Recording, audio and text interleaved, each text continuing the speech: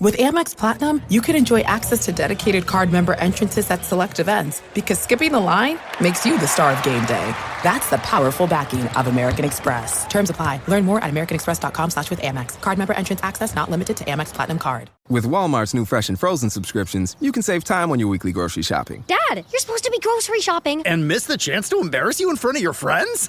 I subscribe to snacks and wet napkins. You know how messy you are. Dad! Walmart. Subscribe to your weekly list.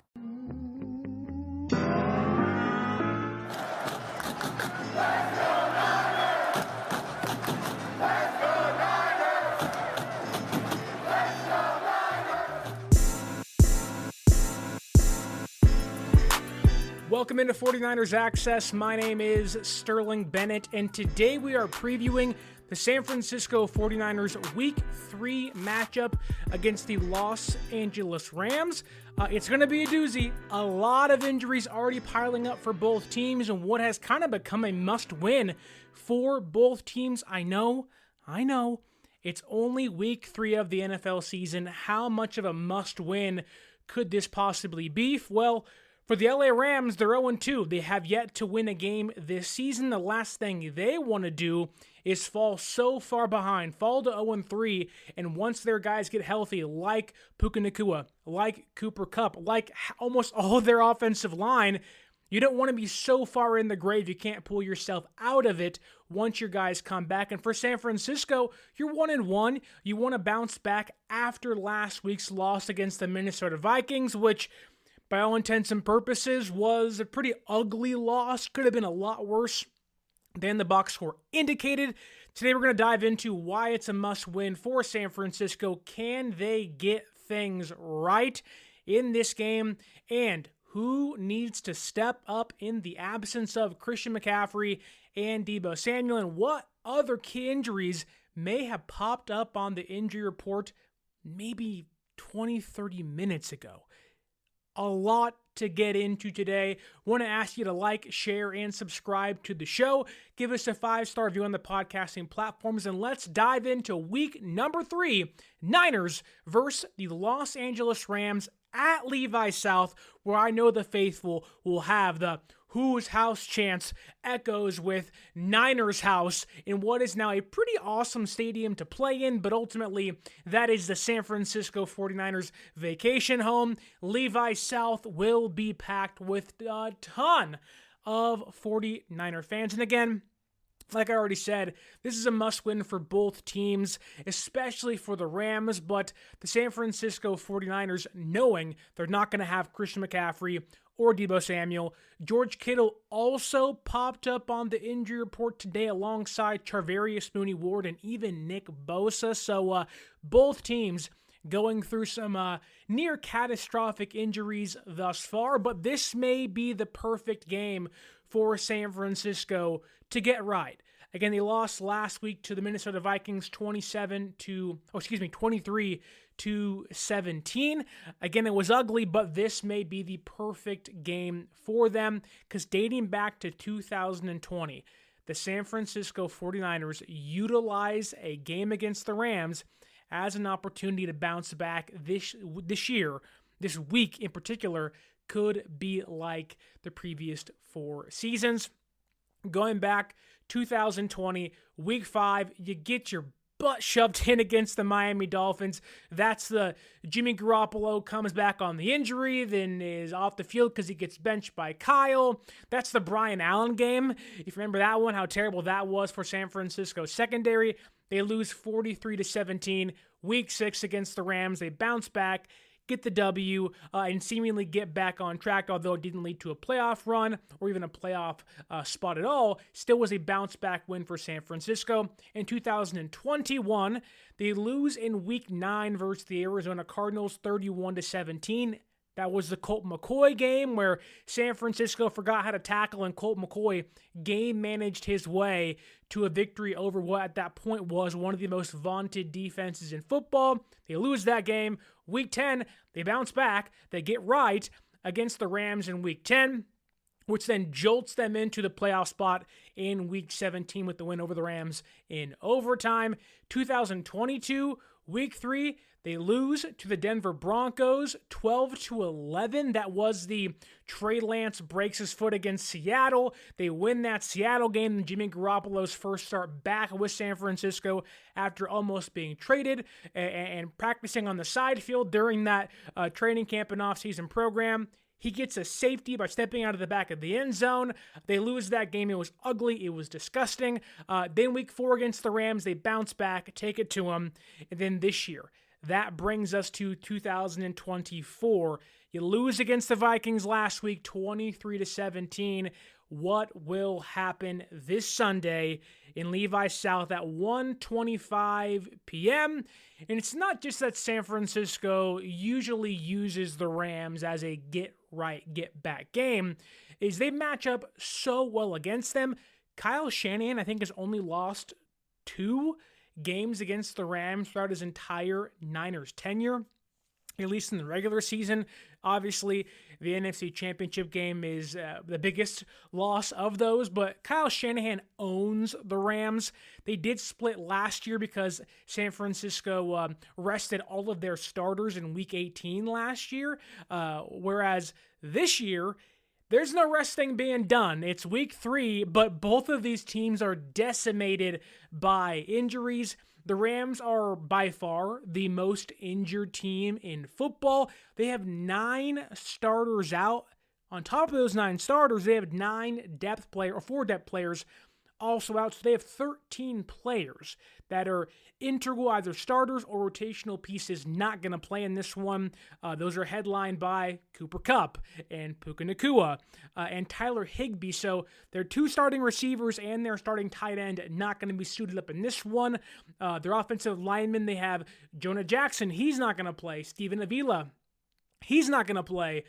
Kevin Doxson is going to play, but he's also battling through injury, while backup swing tackle Joe Noteboom is not going to play, and cornerback Darius Williams and safety John Johnson III is also not going to play.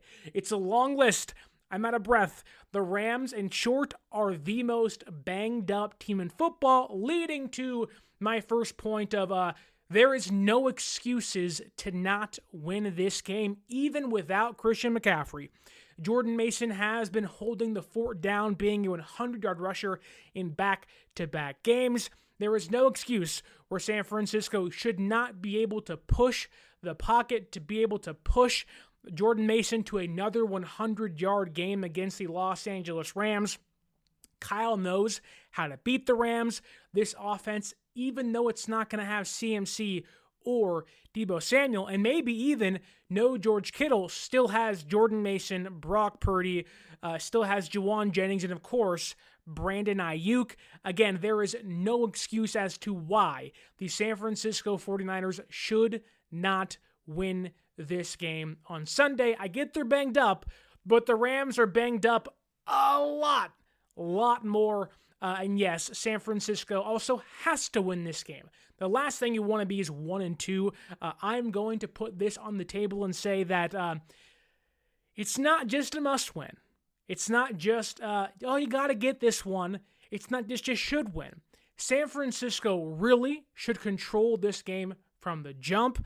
They should control this game throughout. This is a game where San Francisco, even if it means getting back to basics and being a 45-run team or run attempt team, in this one, do it. The Rams' defense and offensive lines seemingly can't get pressure. They don't stop the run, and the offensive line does not protect quarterback Matthew Stafford. This is a game where San Francisco should be able to control the time on the clock, the line of scrimmage, and hopefully pull this one out, which brings me to my second point. When San Francisco's offense faces off against the Rams' defense, it's early in the year. You don't really know exactly who each team may be and how good they are. Some teams are playing over their skis. Some teams are 0-2. The Ravens are 0-2. The Bengals are 0-2. Some really good teams you expect to be in the mix for a not just playoff spot, but eventual maybe Super Bowl are 0-2. The Rams are 0-2 and they're playing like an 0-2 team. The Rams lost to the Lions in overtime, but early on in the year, Jared Goff hasn't been last year's Jared Goff, and the Lions haven't really looked like the Lions of 2023. But last week against the Arizona Cardinals, the Rams looked atrocious. They looked utterly like garbage, if you will. They looked putrid, awful, stinky, whatever adjective you want to put next to their name that means gross and disgusting, go for it. That's what they looked like against the Cardinals. Their defense gave up 41 points. They got beat over the top a handful of times. Marvin Harrison Jr., Trey McBride, Michael Wilson was out there, and things didn't just happen through the air. It was also happening on the ground. James Conner and Kyler Murray combined for over 200 yards on the ground. It was a complete decimation. I've been watching the Hobbit series again. We were at the decimation or the desolation of the Los Angeles Rams last week at the hands of the Arizona Cardinals. And again, with even not Christian McCaffrey or Deebo Samuel, and maybe even George Kittle, I see no reason as to why San Francisco couldn't continue that. And I wouldn't say 41 points, but there should be this ability to at least take it to the Rams, put up 27 points in this game. I get you don't have all your stars, but you still have some of your stars. You have enough firepower to beat what has by far been the worst defense in football. Maybe outside of the Carolina Panthers, but I would go even further and say the Rams have been, if not the worst, one of the worst, probably number 31, if not the worst defense in the entire league. But again, my question is, who is the pressure on? Is it on Kyle Shanahan? Is it on Brock Purdy? Is it on Brandon Aiyuk? Is it on the offensive line? Why not all of the above? Kyle Shanahan walked into last week with a stacked roster, only minus Christian McCaffrey, and Brian Flores made his offense, look putrid. His offense was stuck in the mud. Kyle Shanahan, the genius that he may be, did not have an answer to what Brian Flores was doing. There is pressure on Kyle Shanahan this week to refine the offense. I go back to 2021 when Kyle admitted that when they were trying to utilize Trey Lance in a two-quarterback system that he could not get into a rhythm himself. That seems to be the case so far this year, that Kyle Shanahan, likely due to not having Christian McCaffrey, no Deebo Samuel, he's not in rhythm yet as a play caller. Now, is that an excuse? No, it's not. You're not paid to be out of rhythm, okay? You are paid to be in rhythm every single game, every single play. And I'm not sure if that means getting back to basics, running the football 35 times a game and utilizing play action, but there needs to be this return to form on Sunday against the Los Angeles Rams, who, again, have a very young defense that's already banged up, losing a ton of veteran players early in the year. Their linebacker core is just simply one of the worst in football. Their secondary is gross to a point that I think they re-signed Akella Witherspoon to pick up some slack. That's how desperate they currently are. But again, do you go back to just saying, hey, like San Francisco's done in the past, just hand the ball off 35 times, control the line of scrimmage, or do you let Brock Purdy drop back and sling the rock around and see what that comes to, knowing how bad the Rams secondary is? I don't know. To me, it feels like you go there, you get in this running game, control the line of scrimmage, and then do play action. Make things simple. Get back to basics for your offense. But like last week, I said to you during the preview episode that I would not be shocked to watch Kyle Shanahan test the Vikings secondary. The issue was nobody was getting open, and the offensive line really didn't give Brock Purdy time to throw. Those are issues. And now there's also a lot of faults in Brock's game we'll dive into in a second here, but the offensive line must do their job. Receivers have to get open, but primarily, Kyle Shanahan has to scheme open some players, make things easier for his offense as they continue to kind of float at 1-1. And with the offense really struggling early on in games, go back to last year, 2023, San Francisco was known for pouncing on teams early and never letting up. There were a handful of games they didn't do that, but primarily San Francisco's offense scored on the first drive, immediately put teams behind the 8-ball playing catch-up, but then never let teams catch up because their defense was so good and the offense continued to put up points. This year, it has been, although only through 2 weeks, an entirely different story, to a point of they didn't even have a lead against the Vikings last week. That's not San Francisco 49er football. It's not the team we've come to know with this kind of roster. And I think when you look at the stats so far, through, again, only 2 weeks, very early on this year, they've only scored 3 first-quarter points. When the San Francisco 49ers only have 3 first-quarter points through 2 games, yeah, that's really bad. And the only field goal they have scored was off of the Fred Warner fumble that he forced against the Jets, putting the Niners in Jets territory shortly in that first quarter against New York. So it's not as if the offense, even when they put up 3 points, was moving the football down the field. It's been a kind of a sluggish start for the offense, but they also have to finish drives. Now, this stat is somewhat jaded because San Francisco did go for it on 4th down against the Vikings, but when they get into the red zone, it's been primarily settling for field goals, which is not, again, what we've come to know from an offense like this. So far this year, San Francisco has not been finishing drives. They have a 44% percentage in the red zone. That's not going to cut it. When you're only scoring on 44% of your drives once you get to the red zone. With Walmart's new fresh and frozen subscriptions, you can save time on your weekly grocery shopping. Dad, you're supposed to be grocery shopping. And miss the chance to embarrass you in front of your friends? I subscribe to Snacks and Wet Napkins. You know how messy you are. Dad! Walmart. Subscribe to your weekly list. That ranks 17th in football. I'm sorry, but I don't feel like giving an offense this loaded, albeit don't have their best player, now not going to have their 2 best players on offense in Deebo and Christian McCaffrey. Still, you have to score points early and often. That's what we have seen from them the past couple years. When San Francisco scores, usually they don't stop. I would love to see San Francisco make it a point to, whether they get the ball first or second in this game, go down and put up 7. Be desperate. It sounds weird. It's early on in the year, but you almost have to force the issue in week 3. You're going to have the ability to get opportunities in this game over and over again. The Rams offense are banged up. The odds the Rams can march up and down the field on your defense are pretty slim. Matthew Stafford's great. We know that, but the offensive line is banged up, and his ability to stand in the pocket and make these incredible throws, although are still there, the likelihood that happens are very, very slim. This is not the same Rams team as last year or 2 years ago or even 2021.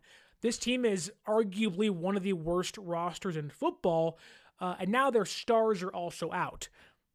This is probably the worst roster in football next to the Carolina Panthers, mainly because of the injuries, but you can take some risks, take some chances. You're likely going to have many opportunities to score points in this game, to give you a chance to be desperate, take shots downfield, go forward on 4th down a handful of times. Be ballsy, Kyle. Let's see your balls, if you will. But I also think that you have to rely on your stars. You have Brandon Aiyuk. You paid $30 million to, or going to at least, on average the next 4 or 5 seasons. If you have George Kittle, you got George Kittle, one of the best tight ends in football. He is by far, I think, one of the most impactful offensive players once you get him going. There are some concerns about him in this game, mainly if the offensive line can't hold their own against a pretty bad Rams defense. But I digress. Rely on your stars. Give Jordan Mason the rock, who, although isn't a star, has been a star through 2 weeks so far. And of course, Brock Purdy. Rely on the guy you're going to give $65 million to. This is a game where without Christian McCaffrey, without Deebo Samuel, we are finally going to have an answer to the question of, can Brock Purdy win without all of his weapons? Now, in that same conversation will be, well, it was the Rams, and that's true. It is just the Rams. They're bad. They're 0-2 for a reason. They're banged up. There will be plenty of more excuses that'll be made as to why Brock Purdy, if he wins this Sunday, isn't going to matter that much. But, Brock, not that he has to show more or this will determine if he makes $55 or $65 million. This is a game, and maybe it's the next 2 or 3 weeks, where you point to and say, wow, we have finally seen what Brock Purdy looks like without the weapons, and for him, that can be a good thing or a bad thing. Brock Purdy was not atrocious against the Vikings. He wasn't perfect, forced a lot of throws in that game he shouldn't have, turned the ball over twice. This is, if San Francisco just wants to squeak by with a win against the LA Rams, all Brock Purdy has to do is manage this game. Be Alex Smith, be Jimmy G. San Francisco has the ability to win this game with a quarterback like that. But if you are the Niners, if you are the fan base, you likely want to see a little bit more from your star quarterback. You likely want to see what Brock Purdy looks like without the weapons he has. You want to see him when he has his back against the wall. What does he do? Does he force balls into tight windows? Does he get turnover prone? What does Brock Purdy look like without his stars? And, I put this on Twitter a couple days ago, and I said, you know what? If Patrick Mahomes, who is great, the greatest quarterback in the league today, I'm sure when it's all said and done, we'll all look back and say, wow, we watched one of the greatest quarterbacks ever. But if Patrick Mahomes walked into a game with Brandon Aiyuk and George Kittle and a running back that had back-to-back 100-yard games, we'd all say that's enough for him to win. Now, Brock Purdy is not Patrick Mahomes. Duh. The point of that comment is Brock Purdy has enough weapons, despite not having Christian McCaffrey and Deebo Samuel, to win this game handily. I get it. It's McVay and Shanahan. This is a divisional game. Things are likely going to be tighter than we expect them to be. I know George Kittle's a little up in the air, may not play, might play. Adam Schefter said he was questionable, then said he was unlikely, which was odd to word those things like a minute or two apart. So he's up in the air. Even if George Kittle doesn't play in this game, while the margin of victory certainly lessens for San Francisco, Brock Purdy still has a star receiver, a star left tackle, and Juwan Jennings, and he also has, again, a running back that has back-to-back 100-yard games. That's enough to win against the piss-poor LA Rams defense. The Rams simply suck. And this isn't a statement I wanted to say, coming into this year. This was the game that I think we all kind of had circled of, that's an early season test for San Francisco. The Rams should be rounding back into form, which they kind of were last year, but the expectations were higher. Some fans picked them to win, or some pundits said that they were going to win the NFC West. I didn't say that because that's kind of asinine, but that is not the case now. They are decimated by injuries. Brock Purdy, even without Kittle, should be able to win this game. Like Kyler Murray, who has Marvin Harrison Jr. and has Michael Wilson and Trey McBride, I'm sure some people would say, who? Who are those guys? Some people don't even think Kyler Murray's a good quarterback. And I'd push back on that a lot, but to me, there is no excuse for San Francisco to not win this game. Again, you have to, first off. You don't want to be 1-2 on the year. And this is kind of a freebie. Not that the game or the Rams are going to give you this game, but let's say you were not healthy. You don't have Deebo, you don't have Christian McCaffrey, you don't have Kittle, and the Rams were fully healthy. We'd all say, oh my goodness, we're not going to win this game. But that's quite the opposite. Yeah, you have your guys out, some pivotal pieces for sure, but the Rams have literally their entire offense out, minus Matthew Stafford. The offensive line's gone. The defensive line, even when healthy, has been bad because Aaron Donald's not playing this year, retirement, right? The Rams aren't a good team even when healthy, and not having their stars certainly hurts them. But again, this is a game where Brock Purdy almost has to earn that $65 million. Selfishly, I want to see Brock Purdy throw that rock around, sling that sucker. I want to see gunslinger Brock Purdy out there, slicing and dicing. There is going to be a time in this game where Brandon Aiyuk, if he isn't double covered, which usually doesn't happen in the NFL with zone coverages, there really isn't a lot of double covering in the NFL anymore, or at least a lot, like it used to be back in the day. Like, when I think of my childhood, I think of watching, T.O. and Lee Evans and Eric Moulds and Randy Moss and like the elite receivers in the NFL being double teamed all the time. It wasn't anybody else but those guys, those star receivers. They're not going to hurt us. The NFL has certainly changed. There's some of that still happening, but not as much as it used to be. But this game, there's going to be a time where it is Brandon Aiyuk lined up across Tre'Davious White. And when I tell you, I am going to be yelling, throw the ball to Brandon, throw the ball to BA, every single time that happens when Aiyuk and White are lined up across from each other, because Tre'Davious White's coming off multiple lower leg injuries, an ACL, I think an Achilles, if not both back-to-back ACL injuries. He's fully healthy, but he ain't the same guy he once was. I want Brandon Aiyuk to expose Tre'Davious White in this game. He should be able to. Aiyuk, from our reports, have kind of been taking the steps in the right direction. He wasn't great against the Vikings, but I would attribute that to a combination of poor offensive line play, Brock Purdy holding on to the ball too much, and Brandon Aiyuk not always getting open. But that said, Brock, go earn your money. Go get your bag. You want to hear that brink truck backing up in the offseason even more so?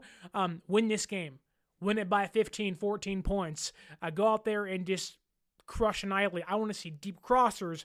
Like, this is a game where, I kind of already said it earlier, where San Francisco and Brock Purdy can test this Rams secondary.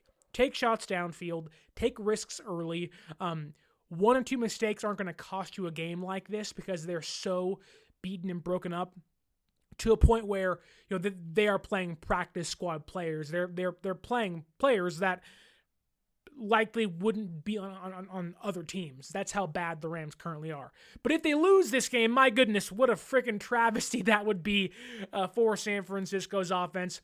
We have a comment here by Kyle Chipto. He says, I'm excited to see what the offense looks like. I feel like Kyle gets hamstrung with his love for Deebo. It's a great point.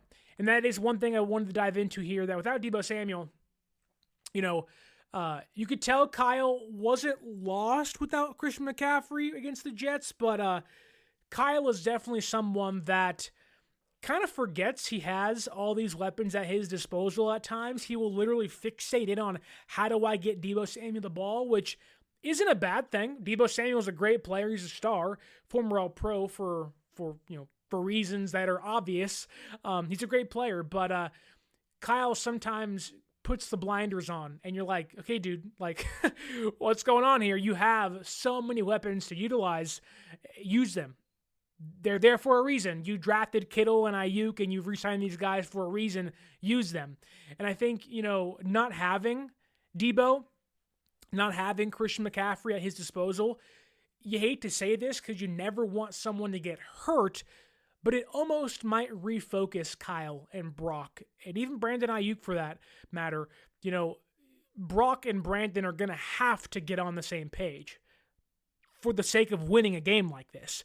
Kyle's going to have to kind of get back to, how do I win games without my stars? And that even more so if George Kittle's not going to play. So this almost might be a good thing, despite negatives within that, with injuries. This may refocus Kyle. This may refocus Brock and Brandon to, okay, let's step up and let's get deep into our bag of tricks and let's make this thing work. And, wouldn't it be great to see, Purdy and Aiyuk get on the same page for, 6 or 7 times in this game for over 100 yards and a touchdown or not? and then Kyle just scheming up this awesome offense where you're like, there's the Kyle Shanahan we have come and known to love. And, we've seen Kyle coach a ton of crappy teams. The Browns, the Texans when he was there, the early San Francisco 49ers in 2017, 2018. But even with those bad teams, Kyle was able to find the ability to beat good defenses. I think everyone's mind goes to 2017, Jimmy Garoppolo against the Jacksonville Jaguars. They put a pounding on that defense that ultimately was in the AFC Championship game.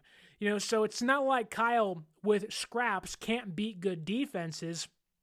I mean, Nick Mullins and CJ Beathard, he's had his moments with way worse personnel, and they've won bigger games or beat better opponents. So there is no excuse for me that can allow Kyle Shanahan to not escape with a victory. They have to win this game. Kyle Shanahan, if they don't win this game, is going to get the brunt of the hate or the brunt of pushback because there's no excuse. For Brandon Aiyuk in this game, though, I think this is a game where Brandon Aiyuk has to be the alpha. He said in the offseason that I can show more. I can do more for my team. I want to do more. He wants to be Davante Adams. He wants to prove to the rest of the NFL that he can be the number one receiver on a team. This is a game to do that. No Deebo. There's not going to be this over-reliance on checkdowns the CMC or Deebo end-arounds and slants and let the Yak bros do the dirty work. This may be, especially if Kittle does not play, a game where it is Brandon Aiyuk and Brock Purdy simply playing catch, simply saying, hey, let's be prime Aaron Rodgers and Davante Adams. And is that doable? That's a little excessive, being Aaron Rodgers and Davante Adams, but they can certainly be a watered-down version of that. That's still great. Brock has that Brett Favre to him, that gunslinger to him, where he'll run around, he'll make plays, he'll find windows, but it is simply about getting on the same page. For Aiyuk, you have to be in and out of your routes and be crisp and cut, and hopefully now with kind of 2.5 weeks under his belt in practice, he's kind of refining his form again because San Francisco desperately needs him to be that. And, last week against the Vikings, there is a lot of similarities between the Vikings secondary and the Rams secondary without the injuries. Personnel-wise, they're not great. Personnel-wise, they're both pretty bad units in regards to on paper. But the biggest difference is Brian Flores is the X factor with the Vikings. The Rams don't have Brian Flores. Most teams don't have Brian Flores. In fact, 31 teams don't have Brian Flores. And Kyle Shanahan should be able to just, if you want to say punk, this Rams defense, this new defensive coordinator they have, his first year as a defensive coordinator, show why you're the head coach and offensive play caller for one of the most dangerous football teams in football. Go out there and show it and prove it and make these guys say, hey, we are nowhere near the caliber team you are. We know that as fans. Fans know that. Pundits know that. But through 2 weeks, it's not been great. So show us that. Go out there, be dominant, and show us who you are.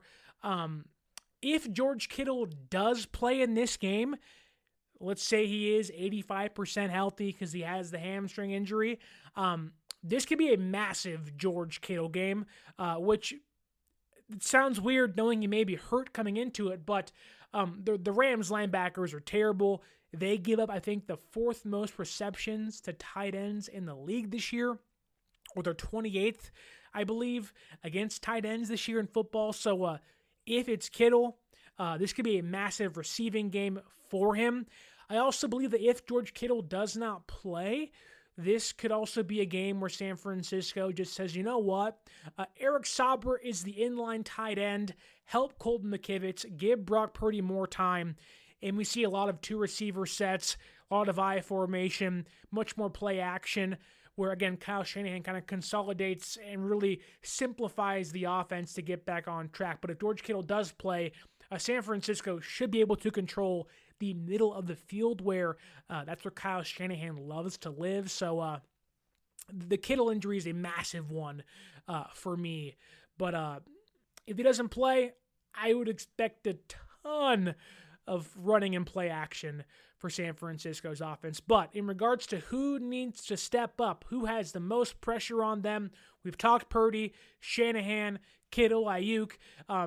This is a unit that I think everyone knows isn't great, but no one's really pointing fingers at in regards to they gotta be better if you want everybody else to be able to step up. If you want your offense to be great, this unit, the offensive line, has to be better. It permeates through the entire offense. You control the line of scrimmage. It helps Brock Purdy, Jordan Mason, Brandon Aiyuk, everything the San Francisco 49ers want to do offensively starts up front. It is the biggest X factor into their success. You cannot let guys like Byron Young, who's been pretty bad with no Aaron Donald. You have Jared Verse. I mean, those guys should not be able to alter the game for you. They're not great. Jared Verse is a rookie. Byron Young has not been the same player since Aaron Donald. But you have to hold up in pass protection. San Francisco walked out of that Vikings game walked into that Vikings game with a top 20 offensive line. They walked out with a ranked 26th offensive line. They were terrible with 17 pressures given up, I believe, and 6 sacks. It was ugly. It was gross. You really, really, really have to block for Brock Purdy. The run offensive line, the run offense has been stellar. You're moving the rock on the ground. Jordan Mason back-to-back 100 yards on the ground. He's been great. But you have to be able to protect your quarterback. It allows you to get your receivers in and out of their breaks continually, consistently, and it gives Brock Purdy time to throw. Last week was exactly what you don't want to do. There were too many people that were, whether it was George Kittle or Jake Brendel, who was awful in the game against the Vikings, just terrible and been pretty bad the past 2 weeks in the short beginning of the year. You have to be better. You have to be. I don't know if it's just simply rust, knee arthritis, whatever the injury is that Jake Brendel has, but it's not been good. And if you can give Brock Purdy time to throw, we've seen what he can do, even if it doesn't, go to Christian McCaffrey or Deebo Samuel. Any offense that wants to thrive has to have better than the 26th ranked offensive line. Most quarterbacks cannot survive if your offensive pass protection sucks. Even Joe Burrow, for as great as he was, and nearly almost won a Super Bowl with a pretty bad offensive line, didn't win at all. Most offenses, like take the Chiefs for example. The Chiefs saw, hey, the offensive line's starting to struggle. They drafted 2 guys, signed a vet. They fixed the offensive line. They gave themselves some insulation, whereas San Francisco thought they had that. But Jake Brendel has been atrocious. Pooney's a rookie. He's been okay so far. Been pretty good on the ground when it regards to running the football. But McKivitz has been pretty nasty. And so, that's why I think there could be a lot of inline tight end play with Saubert staying inside and blocking if Kittle doesn't play in this one, just to give Purdy ample time to give the ball to Aiyuk and go through his reads and go through his progressions. Because if you can't do that, you're never going to win a game. Like, that's just the case. For any quarterback, the offensive line must be better. Brock Purdy against the Jets had time to throw. Against the Vikings, it was almost like there was pressure in his face all the time. And that can happen. Now, Brock also has to be better. One thing I kind of harped on last week was George Kittle's comments after the game against the Vikings loss, where he was like, Christian McCaffrey not having him out there changes what we can do offensively. And I pushed back on that, but I went back and I watched the game and I watched Brock Purdy. He's not taking checkdowns anymore. He's holding on to the football way too long. And I think that may not be exactly what Kittle was getting at, but it certainly is a point of like, look, I know Jordan Mason's not the best pass catching running back. Maybe it has to be Guerendo. Maybe it has to be Kyle Juszczyk, but if you don't see anything downfield, Brock, get rid of the football. Keep the drive alive. And Brock's a great quarterback. He's beaten the Seattle Seahawks too many times to not be able to call himself a great quarterback. Almost won a Super Bowl last year and the MVP. So, Brock has been stellar. But you can tell that there is this pressure to get rid of the ball or make a big play knowing you don't have CMC, now knowing you don't have Deebo Samuel. It's like, just make things simple, Brock. If it's 2nd and 8, take the 4-yard check down, take the 3-yard check down, and not take a sack. So it all kind of works in a big circle, right? The offensive line has to protect for Purdy to allow Aiyuk to eat and Jennings to get his own and hopefully get Kittle involved if he plays, whereas Purdy can take checkdowns to help the offensive line and keep himself fresh and drives alive. So, again, it's all a big circle. If you're a Star Wars fan, it's like poetry. Everything rhymes. So, for San Francisco's offense, everything rhymes. You have to get everything working in a cohesive manner if you want to win a game like this, which, personnel-wise, you should have the advantage without your stars, but you want to see a cleaner version of 49er football this Sunday against the Rams. When it comes to San Francisco's defense, I saw a lot of people were more upset with the defense than the offense after the Vikings game. I was not one of those people. I thought San Francisco's defense played a winnable game, got 2 takeaways, even the turnover battle, and put San Francisco's offense in a chance to score a handful of times, and they just didn't. Fred Warner was a main part of that, and I would assume Fred Warner will be a main part of the win if they do win on Sunday against the Rams. He eliminates an entire part of the field. He's playing at an all-pro level, playing at a defensive player of the year level, so my expectation is Fred Warner continues to take away the middle of the field for the Rams offense and makes Stafford have to throw screens and checkdowns, and with the bad offensive line, not going to be able to take 7 or 5-step drops and go deep downfield. And when I say the Rams have a bad offensive line, I mean they have the literal worst offensive line in football. Now, if they're healthy, and maybe it's a different conversation and stats are different, but they're not healthy. The Rams right now have the 32nd ranked offensive line in regards to pass protection. If you're a big PFF guy, they're fine, they're cool, but if you utilize that a lot, they have a 29.2 PFF pass protection grade. This episode is brought to you by Allstate. Some people just know they could save hundreds on car insurance by checking Allstate first. Like, to check you have the tickets in your wallet first before you drive 2 hours to the big game. Seriously, you had one job. Now the closest you'll get to the 50-yard line is parking lot D. Yeah, checking first is smart. So check Allstate first for a quote that could save you hundreds. You're in good hands with Allstate. Savings vary. Terms apply. Allstate Fire and Casualty Insurance Company and Affiliates. Northbrook, Illinois. Under 30. It's terrible.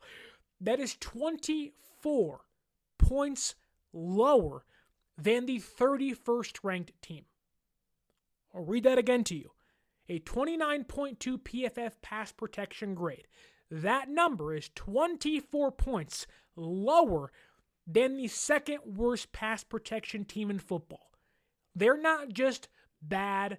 They're not just terrible. Literally, they are the worst offensive line in football by a wide margin, to a point of, Matthew Stafford's health is kind of up in the air of like, is he going to be okay by the end of the game? He's a walking punching bag due to how bad the offensive line is with the Los Angeles Rams. This is a game where all my eyes on defense are looking at Nick Bosa and Javon Hargrave and Malik Collins and Leonard Floyd and Yetur Gross-Matos. You better be in that backfield almost every single play. Again, you are playing the worst offensive line in football. This is a perfect time to get the offense right against the bad Rams defense. You cannot draw up a better opportunity for the Niners pass rush to have a get-right game, if you will, against the Rams. This is a perfect chance, not just to get sacks, but to get in the backfield, utilize your technique, gain your confidence, and hopefully rack up some box score totals, whether it is pressures or sacks or tackles or quarterback hits. I mean, my goodness, the pass rush, despite having 4 sacks against the Vikings, I believe, in pivotal moments, was not getting home. You got to get home against this awful, terrible, this ass Rams offensive line. There's no way any Rams fan watches the offensive line and says, actually, it's not that bad. No, you go, oh my goodness, why is Matthew Stafford still in the fourth quarter against the Cardinals? Why? He's going to get hurt. And I hope he doesn't, but my goodness, Javon Hargrave has been pretty bad this year. After an okay game against the Jets, he was terrible against the Vikings. Nick Bosa has the highest pass rush grade, I believe, or pass rush win rate against obvious passing plays. Let's improve the pass rush win rate against non-obvious pass plays. Play action on running plays. Get in the backfield, force the offense, the quarterback mainly, to have to make a play. That's the one thing that happened against the Vikings for San Francisco. The Vikings' defensive line was forcing Brock Purdy out of the pocket, up in the pocket, making him maneuver around to make plays. Matthew Stafford, for as great as he is, probably a top 5, top 10 quarterback in the league when he's healthy and has his weapons, he ain't got those guys. Wreak havoc on him. And guess what? You better wreak havoc on him. For all the talk of Aiyuk better step up and Purdy has to be better, the defensive line and pass rush, literally oh my God, if you don't get 3 or 4 sacks in this game, if you don't get home a handful of time, or at least are in the backfield on a consistent basis, it's a failure. The Rams' offensive line is by far going to be the easiest opponent you play. They have UFL guys out there. They have practice squad players out there. If Nick Bosa and Javon Hargrave, who are 2 of the most highest paid players at their position, can't get home, restart the entire season, unplug the simulation, and just turn it off. You got to be able to get home. I firmly believe that Nick Bosa will get not just 1, but 2 sacks, and he should hopefully get 3 sacks in this game, but I can also see the Rams doing what every smart team would do when they have the worst offensive line in football. The quick game. The quick game. Screen passes, dump offs, end arounds. Do not, and we've seen a lot of teams do this to Nick Bosa. It's throw the opposite way of him and do not let him even impact the game at all. Sometimes when we talk about the defense getting home and making plays, we've neglected that there's an offensive play caller calling plays, and they're trying to avoid those things. So I can easily see the Rams going to the quick game, using Kyron Williams and Blake Corum and Tutu Atwell and Demarcus Robinson and others, Jordan Whittington, and utilizing those guys in the screen game on end arounds and doing things, reverses, to essentially make Nick Bosa a non-factor. That said, make yourself a factor. You are too good of a player to not dominate the worst offensive line in football by a 24-point grade margin. Get home, brother. Release the smaller bear. Do something. You got to get home. On the secondary side of things, Mooney, Charvarius Ward, if you will, he didn't practice today. He has a hamstring and a knee injury. Defensive coordinator Nick Sorensen did say that, it was a precautionary no practice for him today, but you don't want to see that. I would assume he plays in this game against the Rams.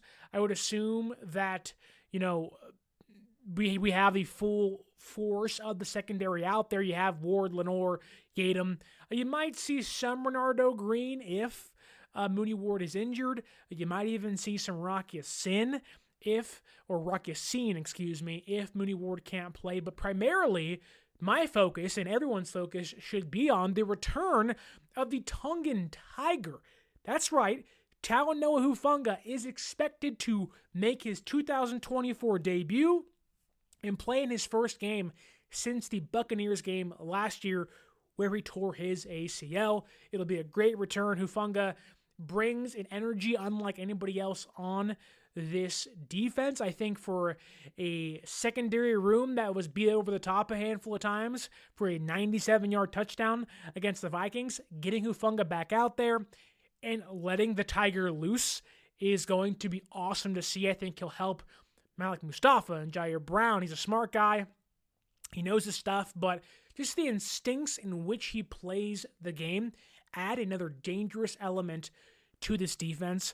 I would assume that if I were the Rams, it'll be hard to do this, but I would not be shocked to watch Stafford take some shots downfield, even if that means, using some naked bootlegs and getting him out of the pocket to give him more time to take shots downfield. I would test Mustafa. I'd test Jair Brown. I would test Talanoa Hufanga on the very first snap he's out there. Go, okay, you're back for your first game. Let's see how ready you are. And let's see how he answers the call. Now, over time, Hufanga will get better and will get more comfortable in the defense and in the flow of things again. But in his first game back, I kind of just want to watch him roam around and make plays.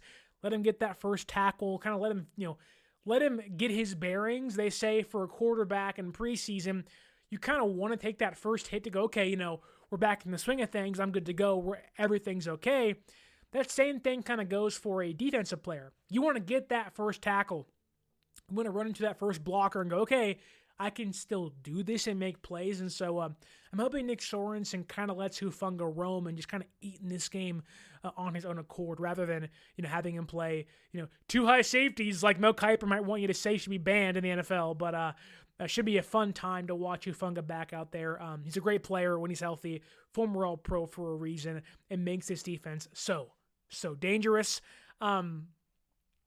There is one more component of this game that I think San Francisco has a pretty good opportunity to improve, and that is the third downs against the Rams.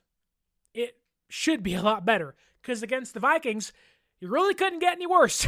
It was pretty bad against Minnesota and Sam Darnold and company out there. It felt like that there were a handful of pivotal third downs that had San Francisco gotten off the field, maybe could have had a chance to win that game. Two of those came on 3rd and 7 and 3rd and 8, I believe, on the last drive of the Vikings, or for the Vikings in that game of the fourth quarter that eventually led to a San Francisco loss. So third downs have to be better, but I want to hammer the point home as to how bad San Francisco has been on third downs through 2 weeks.